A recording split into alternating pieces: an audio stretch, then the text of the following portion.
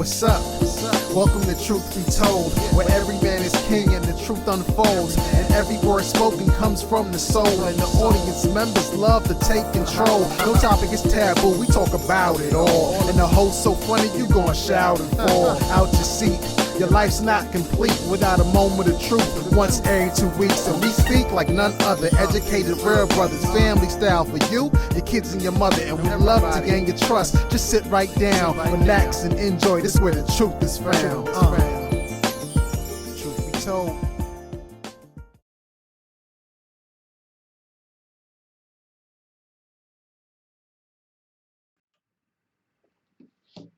Yo. Gotta love that. I love it. What up? Yeah. Welcome to Truth Be Told, where every man is king. Sometimes. That's right. I'm one of your co-hosts, RealEyez, OTS Entertainment. Cheer. Yeah.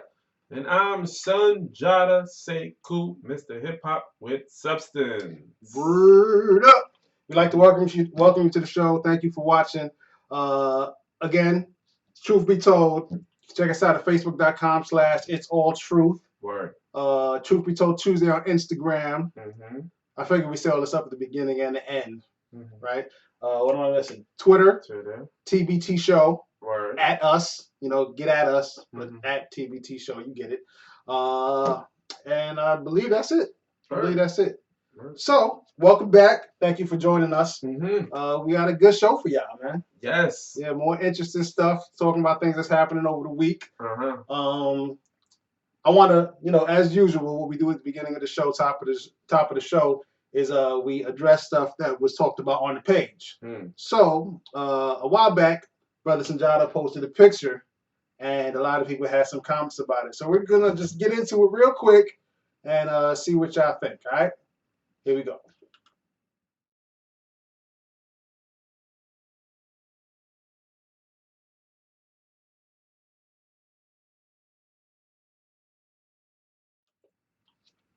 All right. So, y'all may not know who that is. Y'all may know who that is. For those of you who don't, that is T.I., the rapper T.I.'s daughter. And she was in her prom attire, correct? Prom, yes. Prom attire. T.I.'s daughter is, what, 17? 17. 17 years old. So she is not an adult, right? Yeah. Fellas, calm down. Louis, Jamel, calm down. I know you out there. So, I believe the question you had posed to the audience, to Truth Be Told on the page, was basically fair or foul, like, hot or whack, like, right. For her to be 17, that type of dress, what was the consensus on it? Personally, let me tell you something. I ain't got no kids yet, right? But if I'm blessed with some daughters, come their prom, they're wearing turtlenecks, blazers, and church gowns that come down to their ankles. You get what I'm saying? No way in the world is my baby girl going to be wearing something like that with her breasts all squished together and out, just like, hello, boys, I'm here. Oh, hell to the no. Hell to the no. They were very voluptuous, those things up top. Yes, they were. Not okay. Not that I was looking. How'd you know? 17 years old? Are you crazy? T.I., yo, I don't know. Somebody in your camp, you make good music, so you don't have no yes man on that end, but somebody in your camp should be like, yo, dog, I'm not looking at your daughter, but you wild to let her go to the prom looking like that. Somebody should have said something. Can I say something though? What if the mother wants her to dress like that? What if the mother don't see anything inappropriate about that? What if the mother is living vicariously through her daughter? Vicarious what? The mother was famous. She had her time to try to be sexy. But she's not young anymore. And she has all these children. And her body is not like that. Let me tell you something, dog. If her mother, well, I guess her mother must have allowed it. Of course she allowed it. The mother probably wouldn't want her to buy the dress. There's something wrong with her too. I don't know. Something wrong with a lot of parents. But we have to, when we look at things like that, we got to look at the parents too. The parents are allowing it. And I know you're addressing T.I., but I see a lot of mothers that want to dress up their young girls like they're grown women. and then get upset when those girls get impregnated, right? Like, what are you putting? You're pushing your child out there as what? Like, what's the purpose? So are you saying if she's wearing something revealing her breast, she's gonna get pregnant? I'm gonna say she's gonna get the wrong type of attention. But would that lead to pregnancy? Why? What? Not definitely to pregnancy, but I'm pretty sure if a study was done, man, this is going wrong. Because I'm thinking, like, I don't want it to seem like it's, I'm not going to the area of, oh, it's the girl's fault for dressing that way. I'm not saying that. All right? I don't want it to be misconstrued. What I'm saying is, what are you saying? As a parent, right? As a parent, right? You're supposed to be looking out for the best interests of your children, right? Supposed to be, yes. Supposed to be. So, in this particular case, why would you let your child wear something like that? That is something that, if anything, should be reserved for somebody that's older, an adult, quote unquote, more so than a teenager. That's just how I feel. That's what I'm saying. That's all I'm saying.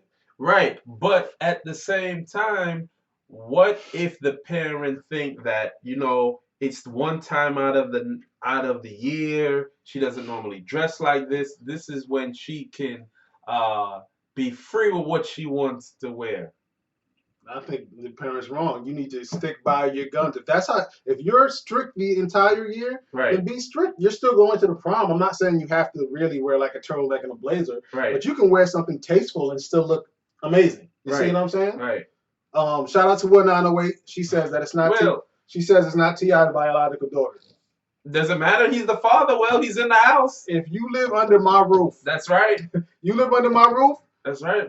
You live by my rules. There's not going to be no dress. Basically, with you in the top of your dress is a bra. Any man. What? True. What? And you 17? That's right. No. Listen, you could be 21. You could be moved out of my house, and you come to my house dressed crazy. You're gonna at the very least you get the stern talking to. A stern talking to. So let me see. I am Will. Any man that's in that house is the father. To me, that's just what I think. I think if any man would assume those responsibilities, he's the father of that child, and it is his rules. So, if it's not T.I.'s biological daughter, it's still his child, and he still can discipline her. And he still can say, I don't think she can wear that. Now, I'm not a stepfather. I'm not a step-parent. So, I know it can get tricky with how someone interacts with a child, right? Yeah, that can get tricky, because if the mother is saying yes, and her biological father is saying yes, now, what can the stepfather say? No. You can say no. You can fight it. You can say, listen, she lives here. You are her parents, and I understand that you feel like it's all right. But then on an adult level, respectively, I would definitely try my best to convey my message without overstepping my quote-unquote boundaries. 17-year-old girls can be tough. They might say, who the F you think you talking to? You can't talk to me like that. My daddy don't talk to me. Which is like when I would defer to my mates. But if the mate's saying it's a go, then me and the mate are going to go stand outside. Me and your mom got to talk. Okay. It's just tough. I know what you're saying, and I agree with your logic. But it's tough in that situation. It's tough in the situation because I'm saying that more than likely the mother went with her to pick out that dress. And they're not leaving the store without trying on the dress. So the mother knew what the dress was about. So the mother had to approve it on some levels. So now that she approved it, and the father may see it, and he may approve it, now T.I. is stuck in a situation like, you got a young boy that's going to be staring at my little girl's chest. Which is absolutely true, and I guess that's where the problem is. I would have been like, all right, you like the dress? You can wear the dress, but you can't go to the prom. You can wear it right in your room, chill in front of the mirror, enjoy yourself, have a good time. Call your friends, ask them how the prom is, but you're not wearing it. But what if she said, I'm going to wear it, and ain't nothing you can do about it? You ever heard of Creflo? You know Creflo Dollar? Creflo Dollar. Anybody know out there know Creflo Dollar, the pastor? Creflo Dollar had a teenage daughter, and she was slick with the mouth from all reports that I read. She was very disrespectful to him. And one day he stopped beating her. He beat her. She was so disrespectful that he started beating on her. Spare the rod, spoil the child. But Creflo Dollar's famous. and he has a lot of money. He's still a parent. So if T.I. now beat his daughter or reprimand his daughter, it's gonna blow up into this big thing that might hurt his brand. I doubt it. Why? Because what is that like? Being a parent is separate from being a famous star. Like it isn't, because his brand is he's a family man on the BET show. Yeah, in this day and age, you're not supposed to beat children. Says who? Says the mainstream. You can't beat children. You can do what you have to do. And you know what? They can call diapers. I don't want to make it a racist thing, but most black families. I know. No.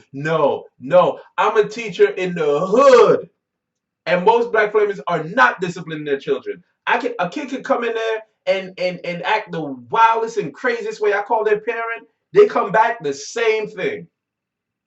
So I would say I know what you're saying, that there's a myth of black parents disciplining their child with beating them. I think that's just a myth, and it's not going on as much as when you and I were growing up. That I'll agree with. I don't think it's a myth. I think it still happens. I think it doesn't happen at the rate it used to happen because of the advent of things like child protective agencies and so on and so forth. Now, mind you, these agencies are definitely important in specific in scenarios where the child is in danger. Right. When you beat your child, as a parent that's doing it out of love, it's a completely different type of danger. It is a danger that is, you're able to reel that in. You're not going to lose it and kill that child. So are you advocating parents beating their child? I'm advocating spare the rod, spoil the child. So that's what I'm advocating. Yes, say yeah. Listen, do what you got to do. So what if they call diapers? Okay. And what if they get taken out of the home? They go to a foster home. Prove it. Prove it. Prove it, little sucker. They're gonna take the child's word. No, they're not gonna take the child's word. I work with kids as well. They don't take the child's word. It has to be proven. You have to be able to prove that this is what happened. Okay, the situation is they beat the child, and children now have cell phones. They go call the police and say, my mom and your daddy's beaten. The police have to come, and then the police gonna see the situation, and they can take the child out of the house, or they can arrest the parents. I want to jump to the chat room. Blackout says, what up? The reason that these parents aren't disciplining their children is because they weren't disciplined coming up. And then Looney Tunes says, the law says you can't beat my child. And Blackout says, the law ain't raising my child. Word. I understand the Blackout, but it's just it's tough in this day and age. It's tough in this day and age to parent. And you can't parent as much as you used to, because now the kids, to me, are stimulated with so much stuff coming at them more than we do, more than we were. We didn't have cell phones. We didn't have all these things targeting us, all these things coming at us.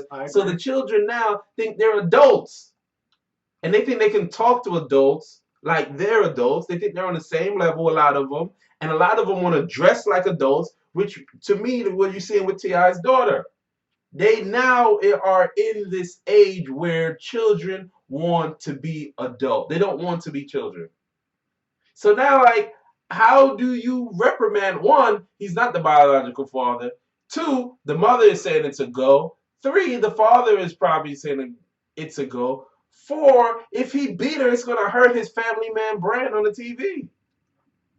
I don't know, man. It's gonna hurt his brand, because T.I. is not just a rapper anymore. He's like a brand where his thing, like he's the new Bill Cosby. Yeah, I agree. I agree with that. This show is like the Cosby Show. Well, I mean, if you look at it, the reason why on the Cosby Show those kids didn't really get beat, which is a little, I mean, they did bad stuff, but like they were at an age where beatings aren't really gonna have them. Not Rudy. Effect.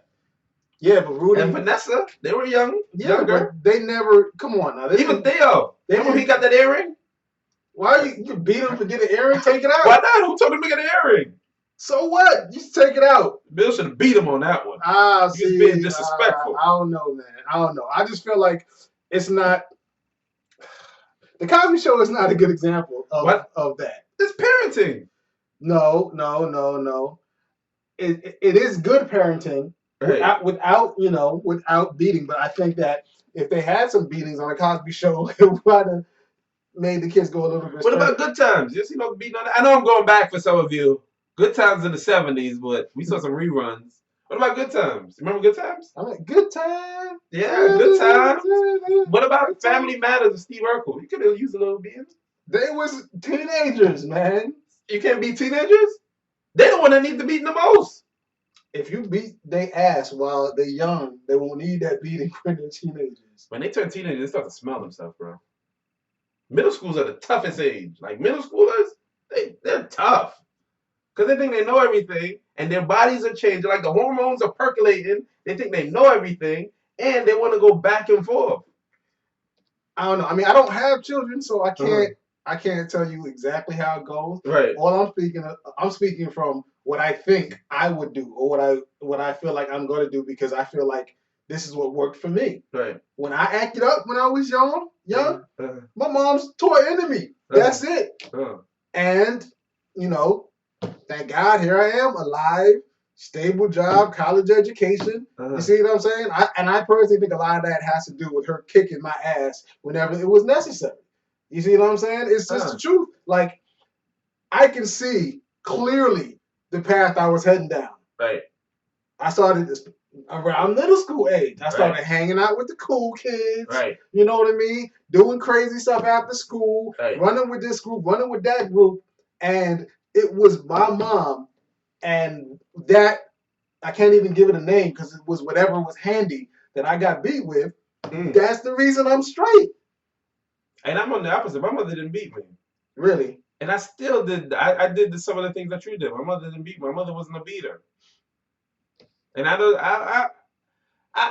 know. I don't know because I know we went from that dress to T.I.'s daughter, T.I.'s show to Cosby show. I know we're going around, but I'm just thinking when we're talking about parenting in general. It all ties in. It all ties into parenting. Like, why would you let your daughter wear a dress like that?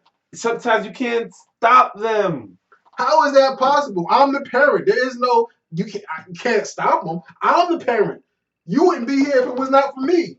Yeah, but sometimes, especially, you know what? I think the teenage girls are even more difficult to control than the boys. Because the teenage girls, they have that mouth. And maybe the parent doesn't want to argue with the child anymore. Wow. I don't want to go through this with her anymore. To hell with that. They could be, like children, you can get to a point where they're almost like, they raise your stress level so much, like, get out.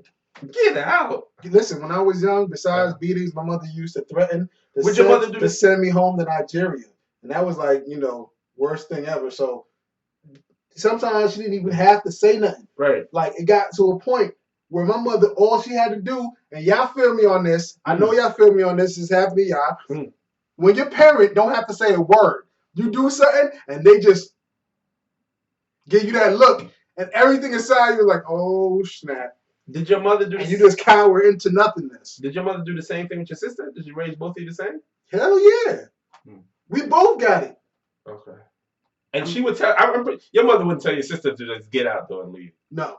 She did tell me that though. Yeah, because I'm a guy. Yeah, it's different. That's but different. As far as the getting beat, we both got it. We both got it. And it wasn't like I love you, sis. Wasn't no camaraderie. If I got beat, it wasn't like, oh no, don't hit him. It was like, she didn't want none. She didn't want none of that action. That's you. You shouldn't have done that, stupid. You know what I mean? She didn't want none of that action. But let me tell you, I seriously feel like that had a major impact on me. Like, boom, boom, get it? Major impact. I'm a rapper. Hey, MC. But I feel like it helped me. I think it honestly probably saved my life, man. I don't know. I'm on the opposite spectrum because my mother wasn't a beater. She's still not a beater. She's a talker, and a talking could be worse than a beating. Mother talk you from sun up to sundown. Well, she's a woman. Yeah. Word, that's true too. That's true. That's true on your face. Because look, even right now, you know what I'm saying? Like, get an important woman in your life mad. That's it. That talking can be the worst thing. Right. So I agree with you on that level. All right. Love you, baby. Hey, Kinetic.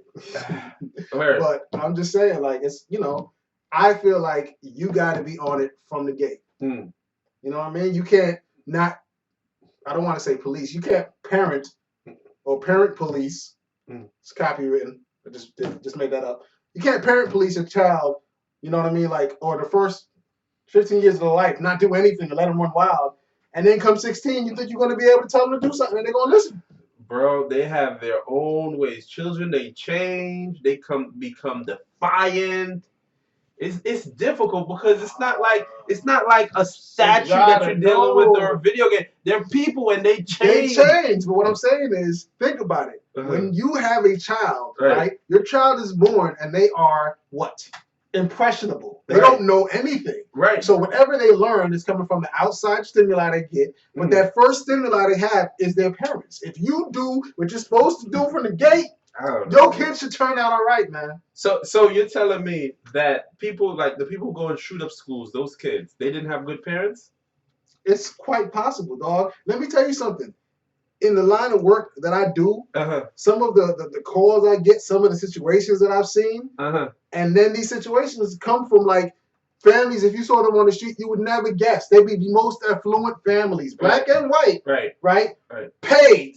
And you know, in this country, you have a lot of money. You think everything's great, and they have the craziest situations behind closed doors. So it's quite possible. It doesn't matter. Like them kids, they might have had a good upbringing on a certain level, but they may not have had that parenting. Like, you know, having a lot of money is not equivalent to being a good parent. Right. And having no money is not equivalent to being a bad parent. Right. You see what I'm saying? So some of those kids, they probably had bad, you know, and not to completely put it on them, bad parenting.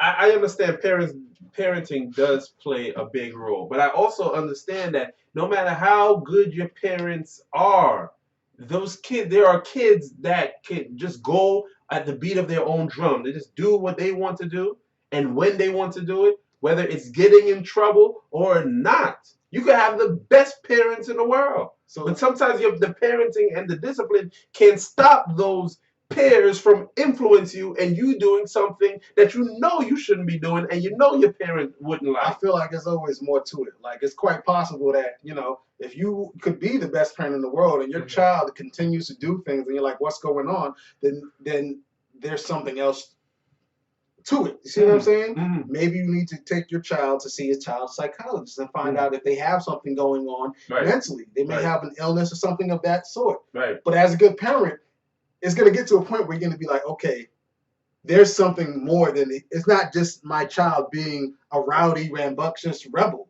There's something more. So as a good parent, I should at least check it. You know what I'm saying? Now, in our culture, as far as black culture, we don't really like to acknowledge mental illness and things to that effect. But I mean, like, it's something you should at least look into is what I'm saying. And if you look into it and it's not that, then maybe you just have a demon spawn. I don't know. But you know what I'm saying? Like, look into it. That's a part of parenting is to make sure, like, okay, well, I tried beating, it doesn't work. I tried taking away everything that he wants to do, that doesn't work. You know what I mean? So what else is there? You know what I mean? And just go down, look at all the avenues. As a parent, it's your responsibility. But it could be a phase. You don't think it could be a phase, a defined phase that they're going through? Possibly or possibly not. Like, if you just say, oh, it's a phase, what happens 5 years later when that phase is still going on? You got to nip that in the bud from the gate. You know what I mean? It could be a phase, but you don't know. You know what I'm saying? You get that phase 2 weeks and make sure that thing ends. 2 weeks? I don't know. I'm not a parent. I'm just saying. I'm just 2 weeks. Could be like 2 years. What? That's not 2 years? What type of phase is that? They're kids. And these phases, like, from 6th to 8th grade could be the toughest year for a child. I say 6th to 9th grade. So you could have 4 years of that phase, of that defiant phase. So you just make sure that you're there for them when they need you. You know, you give them a beating when it's necessary. You can't beat them. You can't beat these kids as much as when we were growing up, kids got beat. You can do whatever you need to do as a parent. I don't care what nobody say. I didn't say kill your kids. I didn't say take a bat to their face. I said beat them. I don't know, bro. Hit them with your hand. When that stops hurting, grab something else. A belt? You gonna hit them with a belt? Something. And you gonna leave marks? Then they're gonna go to school. The teacher's gonna see it. And they're not going to school until the marks disappear. Locking them in their room until the marks disappear. Well, something's gonna happen because if the teachers see it, the teacher's supposed to report that. Yeah, I know. So then you're gonna have a DIFUS case. No.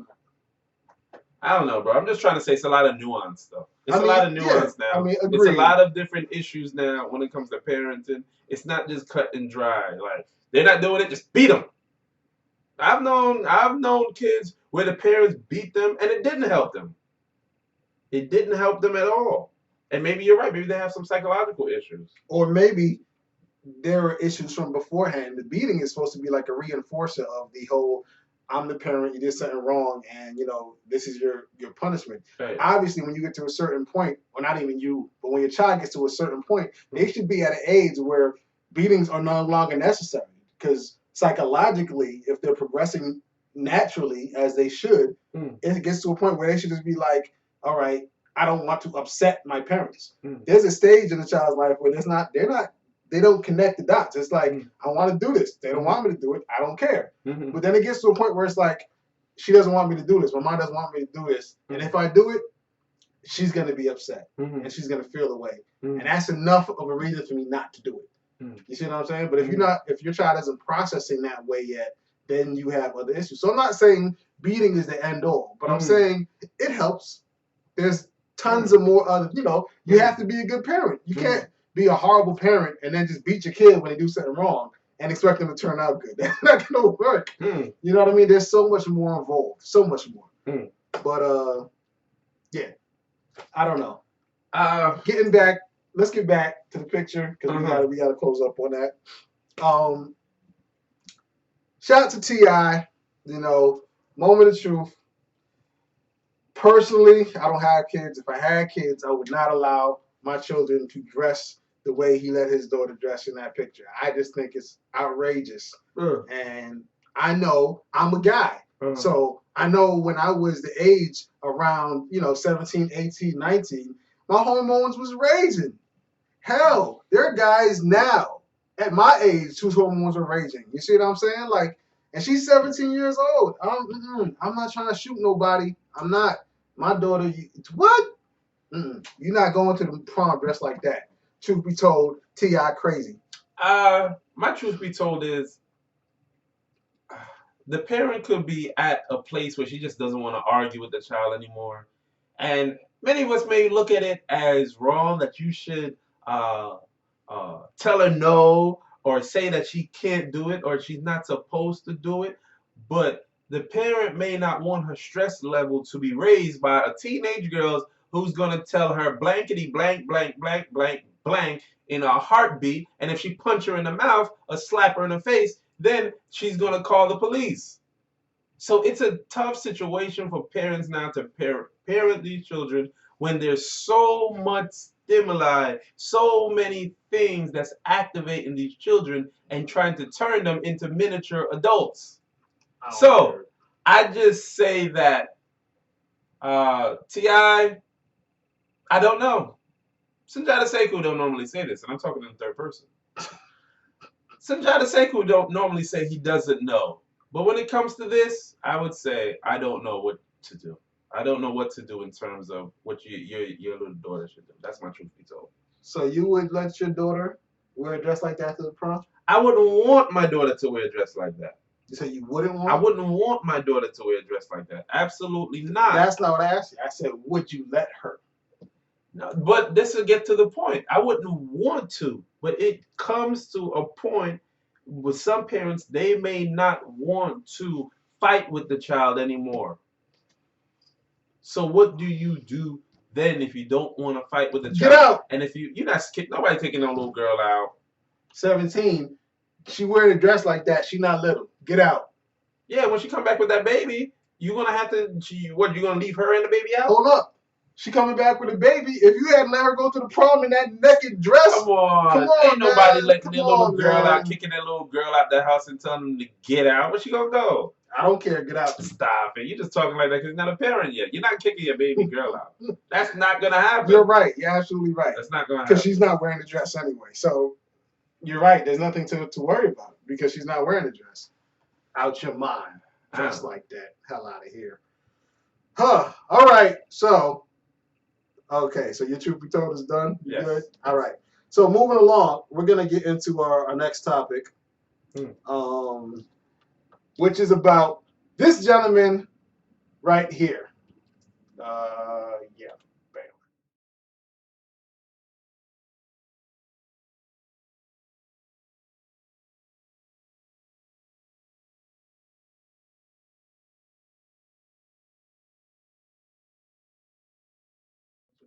Oh yeah, we'll just touch on this lightly. Boom, we're back. So if you're not aware of who that was, you should probably move out of the country. President Obama recently was the keynote speaker for the commencement at Morehouse College for the graduation. So he kind of went in. A lot of people, from what I've heard, are lauding the speech as one of his best. It was directly, I won't say primarily, but Morehouse is a mostly all black college for men. Right. So it was directed towards the African American audience. And he went in. Brother Sundjata posted a picture on the page. And surprisingly, not a lot of people said anything. But no, because it's like people don't want to talk about stuff like that now. But the reason why I like this did y'all catch that? Yeah, a lot of people don't want to talk about stuff like that. Nobody. No, I'm just trying to make a point because you're absolutely right. When we post ratchet stuff on the page, there'd be 4,000 comments. But we're not mad. We just saying, we like to have intelligent conversations sometimes as well. All the time, even if it's a ratchet topic, like naked dresses on 17-year-olds. Hell is wrong with T.I.? I'm sorry. I'm off it. I'm done. Back to what you're saying. You know what I like about it? I think that it was his best speech. I put this speech in the realm of a Marcus Garvey speech. For those of you that don't know Marcus Garvey, go Google him. I put this in the realm of a Malcolm X speech. Who's that? If you don't know, Google him. I put this in the realm of Elijah Muhammad's speech. The Honorable? The Honorable Elijah Muhammad's speech. I put this in the realm of one of his best because it spoke to the black side of President Obama. Yes, it did. It spoke to the black side. And I've been waiting for the president to come out and claim his black side. Yes, he has claimed his white side on numerous occasions. He has claimed his white side. But I was waiting for him to claim his black side. He even said in his speech, and I quote, listen to this quote, "There are some things as black men we can only do for ourselves." You never hear President Obama talking like that. He don't talk in those terms. He doesn't say that he's a black man. I know some of you, yes, he has a white mother. Yes, we know this. But he went with the brothers. Matter of fact, in a part, he even used the term brothers that black guys use. There's a part in the speech that he said, and I'm gonna find it for you. I'm gonna find it for you real quick. I'm still looking. Hold on. So you copy Hold on. The whole speech? Not the whole speech, just parts that I like. Well, anyway, there's a part in the speech where he said that, oh, you have to reach down and you have to help the other brothers out. Oh, here it is. Sundjata Sekou found it. If you know somebody who's not on point, go back and bring that brother along. Oh, not only is the president claiming to be a black man, but he's also using black colloquialism. That means like black vernacular, black words. He's using black words like brother. Like, I mean, even though they're not related, they're brothers. He's using that term. I've never heard a speech of the president's talking like that. He just doesn't talk like that because he don't want to be ostracized and people are going to say that he's only for a black cause. Do you think that it's possible that at this point in time, he's talking like this now because he can't get reelected? Absolutely. He's done. He's like, absolutely. You would have never heard this speech 2 years ago. You would have never heard the speech last year during the presidential election. Because then other forces like Fox News would have said, look, and it would have demonized him. And he said it's only for black people and all that other crap. But this speech, even though President Obama, I know you're watching, even though you didn't shout out Malcolm in that speech, or Marcus Garvey, this was the Marcus Garvey Malcolm X moment. Yes, it was, and I'm proud of you. I don't normally say that about you, because I've been more of a critic over your now 5-year term, but I'm proud of you, because you spoke to the brothers. You spoke directly to it, and you talked that usually stuff that Malcolm talked, that the honorable Elijah song. Fix up your neighborhood, take care of your family, do what you're supposed to do, choose responsibility over neglect. All those things is not new to us. We're not new. That's not new dialogue. But I just love how you spoke to us man to man like we were brothers. We love it because we support you. Because even though I've been a critique for you, I still wouldn't vote for you twice. So you don't discredit him for the fact that he didn't do this before? Like, why should he wait? Why didn't he do something like this during his first term? I'm past that, brother. I'm past that. I'm just playing devil's advocate. Like, right. Somebody could honestly say, and I don't think they'd be wrong to say, like, you Uncle Tom. You know what I'm saying? Like, you wait until now. It doesn't matter what they say about you because it's not like you can come back for office. You're done. So, in all fairness, he couldn't do it any other way because majority of the electorate is white. So he had to play this little game that's never been played before. He had to keep the black people close because black people are going to tip it over one side or the other. He had to keep Latinos close, but he has to keep the white majority close too. So he can't play it any other way. Because if he played any other way, people are going to say he's Jesse Jackson. And he's just want to help black people. What's wrong with that? Nothing's wrong with that, but he's not going to get voted like that. He's not going to get voted in. So he had to basically be politically smart to get his reelection. Like, absolutely. And is the initial election, he had to do this. Well, that I understand. Right. But he had to do those things. There was a part in the speech that he said, quote, and I have to say, growing up, I made quite a few myself. Sometimes this is excuses or failings. Sometimes I wrote off my own failings as just another example of the world trying to keep a black man down. He's talking like Chuck D. He's talking planet. Yeah, he's talking like Chuck D. He is talking like one of the brothers, and I've never heard that from him before.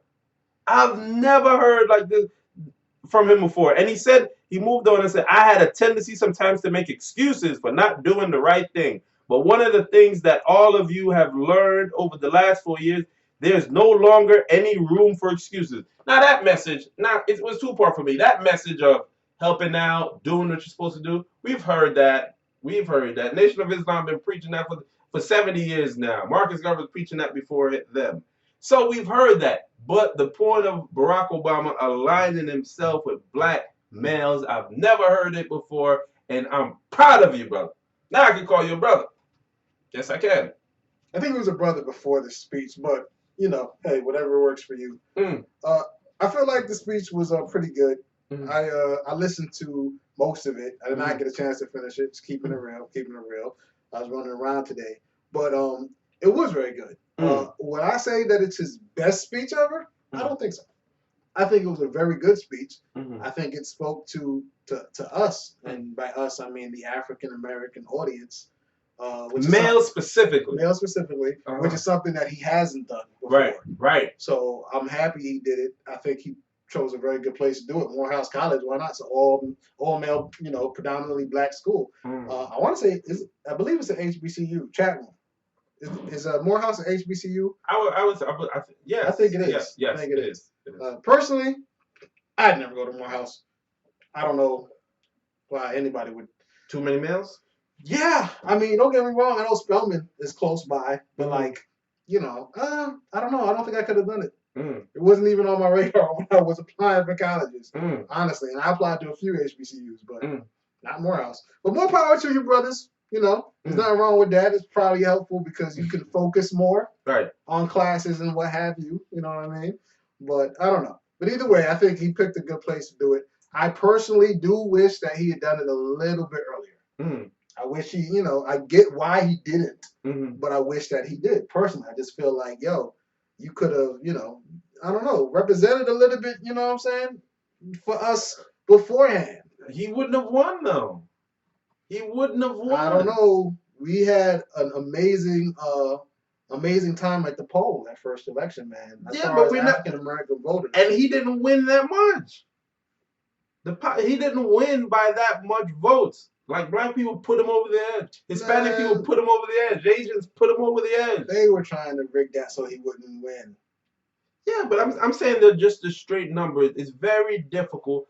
As we can see with the history of America, it's very difficult for a non-white male to be president. It's very difficult. So he has to play this game that's never been played before. And it's history being played out right in front of us. So if he had gone too much to the black side, because I remember him giving speeches, and even in this speech, he said he wants to help everyone. He doesn't single out black people, which is okay. But when he goes in front of other audiences, he just singled out that he wants to help them. Like when he goes in front of the Israeli lobby, and when he goes in front of Jews, he says that he wants to help Israel as much as possible. He singled them out. Yeah, it makes sense, right? Because that's what you do as a politician. Whoever is your audience at the moment is who you're focusing on. Right, but he doesn't do that for us. Until now. But that's because, like, I guess I'm going back and forth to both sides. But right. I understand, like I said, I understand why I don't like it, but I right. understand it. Because he is black. Right. Half white or not, he's black. So. According to American racial nonsense, yes. Yeah, like, unfortunately, if he did say anything that was specifically directed toward us, they'd use it against him. Right. Oh, he's black. He only cares about their issues. And, being as though this is the first time we've had an African-American president or had an African-American run and have a substantial chance of winning. Right. Because I think the last time was what, Jesse Jackson? Yeah, Jesse Jackson came close. Yeah, he didn't get the nomination. Yeah. But, I mean, that was still historic in and of itself. Right. But what I'm saying is he couldn't. He almost, his advisors, speechwriters, everybody was like, look, man, I'm not saying that he said this. He may have said it. Like, look, I'd like to speak to the black people. And they were probably like, no, you don't. You know what I mean? Like, not now. Not Let's do it in your 5th year. Exactly. So I get it. I understand. Shout out to Blackout. He said Morehouse is a HBCU. And he said Spelman is right across the street. And Clark is down the street. There are distractions. The distractions are there. So. And Spelman's all girls. All girls, yeah. So, never mind. But still, maybe, I don't know, maybe that's why you go to Morehouse. Just so you can have an all-girls school right across the street. Morehouse is a good school. Spike Lee went there. A lot of Maynard Jackson, mayor of Atlanta, went there. A lot of successful people went there. I'm not saying anything negative about the school. I'm just saying I wouldn't have gone there because it's an old boy school. I'm not saying anything negative about like the type of people they turn out or the curriculum. I'm just personally I need to have females where I was at. But anyway, moving along. I think that the speech was good. Right. I just feel like I said it should have been done a little earlier. And you feel as if it was his best speech. I feel that it was his best speech of all time. And I read a few of his speeches. And I like reading the speeches. I don't like listening to it because the applause and the stops, it distracts me. So the best thing that I do, I read them. So when I read he made a speech to the NAACP maybe 2 years ago. And 2 or 3 years ago. And that speech was very generic. He didn't side with no black people or black males or none of that. He scolded us actually in that speech to me. He scolded us. We have to improve our neighborhoods. And we know that. We know the ills of our community. But he scolded us in those speeches. And most of the speeches that he did in front of a black audience, he scolded them to me. And there was a speech that he made about race when that Jeremiah Wright thing started popping off. That was whack. He didn't say nothing. But this one was the bomb, Obama. Yes, it was. You did your thing. Absolutely. It was pretty good.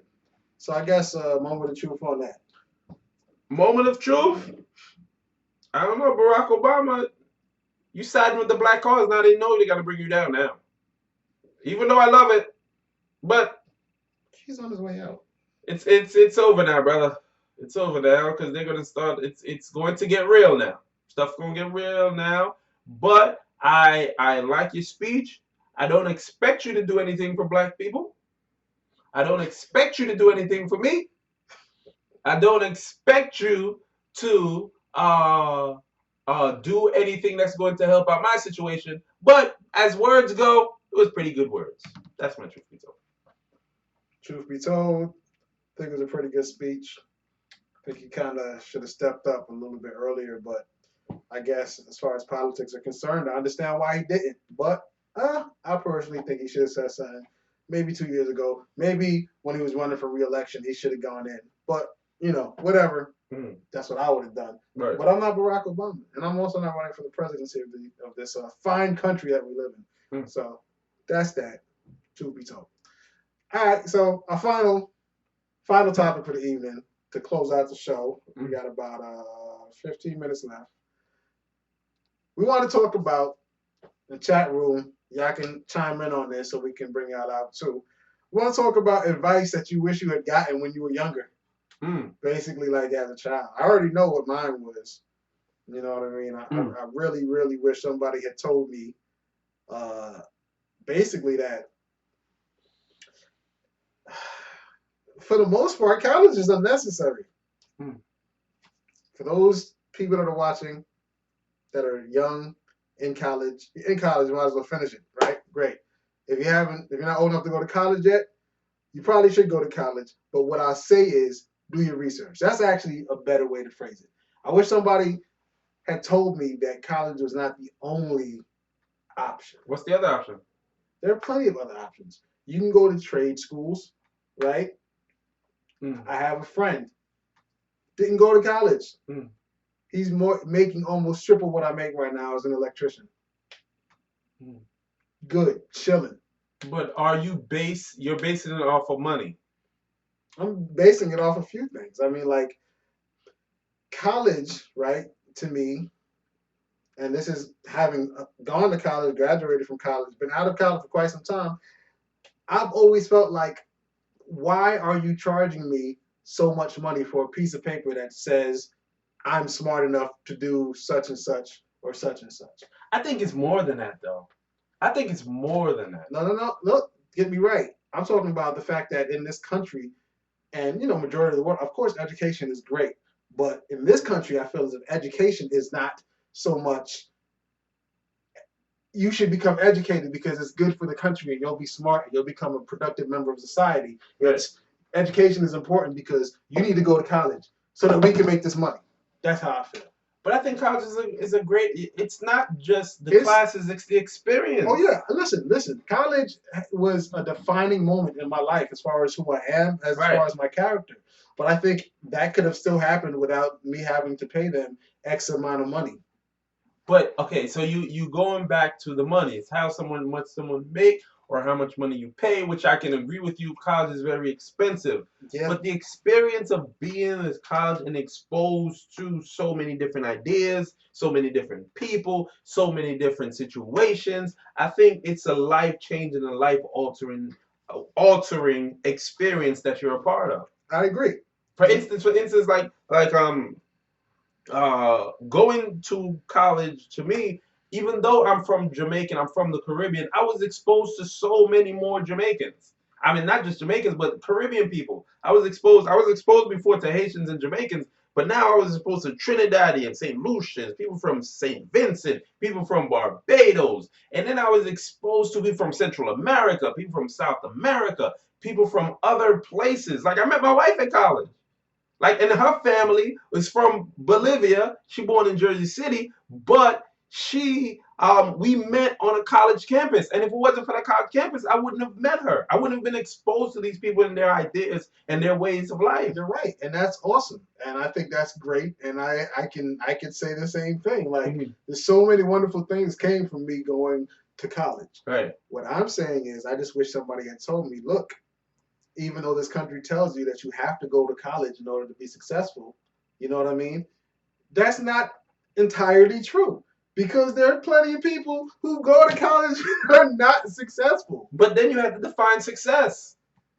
How about being able to, like, be comfortable and not check to check or having to worry about, Lord, how am I going to pay this school back? And why am I paying the school back for the next 30 years of my life? But most people... God forbid I go to grad school. Oh, no. That's a whole nother situation. Most people in America are like that. When it comes to most people in America are living check to check. Most people in America live in check to check because we have these expensive. We have cars, we have homes, we have things that shackle us to our. It's basically a shackle to our existence. So I would say that most people are like that, but I understand with the payment of college, and I can agree with you, it's too much. But at the same time, the experience of being in a college atmosphere, it's so great to me. For instance, I came out of East Orange, New Jersey. I was fresh up out my building, fresh up on my block, hadn't experienced much when I went to college. And I went to a community college, and it was truly a community of people and ideas and situations that just made me so more developed than my neighborhood and my atmosphere. It could have prepared me for. Well, let me interject because this speaks right to what you're saying, right? Blackout says college is good for exposing you to different people and thoughts, but that's about it. But you don't need college for that, and I agree with him. So where else would you get that, Blackout? Dog, you could do just so many other things. Where else can you get a college experience without going to college? Where else can you be exposed to so many different people? Because outside of college in this country, most people live separate. Go to college. Huh? Go to college. Don't apply to college. Just go. Just go to the campus. Go to classes. The security gonna see you. You're gonna be looking around. Security gonna see you, and they're gonna kick you off the campus because you're not gonna have no idea. Not necessarily. I know people that have gone to college courses and don't go to the school. That's lame though. Why waste your time there if you're not going like? You can have a job and then just go after work. I'm just saying. I'm not saying that college is bad. I'm just saying that it's not the only option. And you know Tell me the other option. You know what it is? How about this? And I want to quote a few things actually. Blackout said college is only necessary if it matches what you want to do. It's an economic scam. Kids today are paying triple what they paid in 1990, but the education isn't 3 times as good. I agree with you, Blackout. It's too expensive. I agree with you with that. I would never debate you on that. And Tunes says, I thought you got a degree and that got you into corporate America. It's not even correct. No. Today, Today, a college degree today is equal, basically, to what a high school diploma is equal to. If you high school, what high school? Not my high school. Hear what I'm saying. Hear what I'm saying. You know how back in the day, let's say the 90s, if you just had a high school diploma, you could get work. You couldn't get great work, but you could get work. But if you had a degree, you were set. Now, in today's day and age, you get a degree, and it's like, you can get some work. Not great work, but some work. Because the economy is in shambles. You have to go get it. The economy was pumping. You have to go get a master's. What I'm saying is like it's downgraded. So now the master's is like a regular degree. You have to at least have a master's to be able to talk and to get yourself a job. You see what I'm saying? I can understand you with some. If we are equating college with a job, I think I would never win that conversation, because college and job is not necessarily the thing that's going to make you successful. Like Looney Tunes said, like you're not going to get your degree and go to corporate America and get that cushy job. Most people, that's not going to happen for them, because most people will get those cushy jobs in corporate America, something else got put on by someone else, right? So my point is that not just judge the college and a job or college and finances. You have to look at the totality of it. And I'm looking at the experience that I was exposed to. I'm looking at all to tell the truth, I didn't even see that much professional black people until I went to college. I came from the hood. Everyone was like hood experience. Everyone was struggling. When I went to college, I saw black people with PhDs and Hispanic people with masters and people that can hold these intelligent conversations for so long. In my hood, I thought I was from a Martian because the way I was. But when I went to college, I had similar minds. You felt better. You felt accepted. Yeah, not that. I always feel like an outcast in a sense, but I was able to be around like-minded people. I get you. Because I wasn't slanging and banging in my hood. Like if that's what you wanted to do, there was a group for that where you can go slang and you could go bang. But I wasn't doing that, and I didn't want that for my life. But college gave me another outlet. Got you. I got you. You're right. You're right. Okay. Well, we're gonna hop off that one and go to you because that was mine. So what was something you with? Because we only got 5 minutes left. We got 5 minutes. My 5 minutes is, let me pick. I had 5 of them. But I'm gonna bring it down to 1. And my thing is, like, the reason why I like this topic too, because now there's gonna be graduation from colleges and people are going to say, follow your passion. That's one of the commencement speakers love to say that nonsense. Follow your passion. What if you don't have a passion? So my thing is, I wish someone would have told me, and I kind of live by it too, so it doesn't really matter in that sense, but if you got college students, you out of college or whatever, just do some work. I don't care if you have to bust tables. I don't care if you have to go work at McDonald's. I don't care if you have to go down to the Applebee's. I don't care if you have to go drive the 24 bus. By the way, that's the worst bus in the state. I don't care if you have to do that. What I'm saying is, just when you leave college, don't sit around wait for the perfect job. That's one thing someone should have told a lot of us. There's no such thing as a perfect job. That's true. Just do your work, and hopefully you can build on that and keep on building and then do something else eventually. But don't think any job is beneath you. And this is my immigrant experience talking. Because as most immigrants, we just taking work. You know, we don't really separate like this job is good and this job isn't. No, just when you get out of college, just go do some work and try to build on it. So I wish more people would tell students that. Yeah, you got to do that because you're going to be broke. And you got 6 months before the bills start coming in. So I want to jump back in the chat room real quick and just lightly touch on what Toon said and Blackout. Blackout's one was don't get credit no matter what free-ish they give you. Credit cards? Credit cards. Word. Wish somebody told me that too. Word. As a people, not even as a people. I don't even want to make this about black people. Yeah, everyone is going to those colleges. They offer you those credit cards. Man, they hit me and I was like, what? So free money? Is this on the card? Right? Man, they got me like this. I'm still fixing my credit. Word. You know what I'm saying? Like it's amazing how much credit is important in this society, and they just hit you from the gate. They know you're in school. You know, they know you ain't got no money. And it's like, oh, come here, and we're here. Take this new free hat. And you're like, oh, they giving me money, and I get a free hat. Where do I sign at? Gotcha. And when you don't just chase Panani.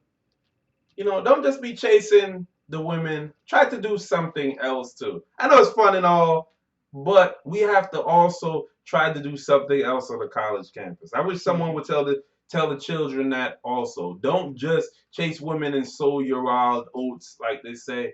Try to get some meaningful relationships or meaningful relationship. Word. Also, Toon said he wished somebody had told him the importance of networking. Networking / politicking. Yeah. Lou, you was a loner, huh? It's true. Networking and politicking will get you places. I mean, we keep somehow coming back to college, but it'll get you places a degree can't get you. It'll get you some places that even money can't get you. Right. You know, like they say, it's not about what you know. It's about who you know. Right. And I agree. If I had known that earlier on, things might be different in a lot of different scenarios because that can be applied to anything. Right. Work, you know, your love life, anything. You know the right people, you can make things happen. So I agree with that wholeheartedly. Word. And I have one too. Man, I just had it. But the thing I want to put across to that myth about hard work. If you just go on a job and hard work and you'll just become the supervisor and then you'll ultimately be running that place one day, that's a myth. Those promotions are going to people who are kissing asses on that job. Who are networking and politicking. Kissing asses.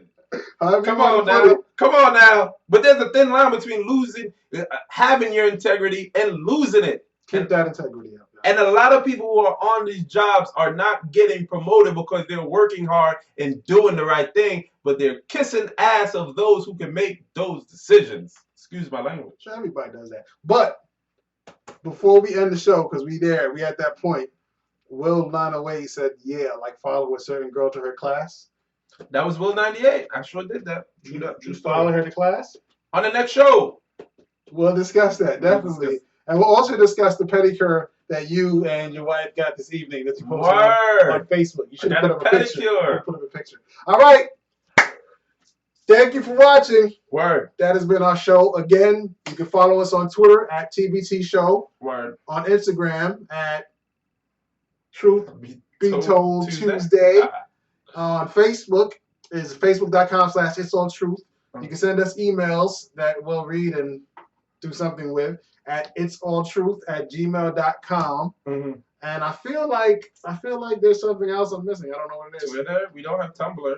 No, not yet. Instagram, Facebook, Twitter. Right. The page. Facebook the page and the email. So that's it. You know how to reach us.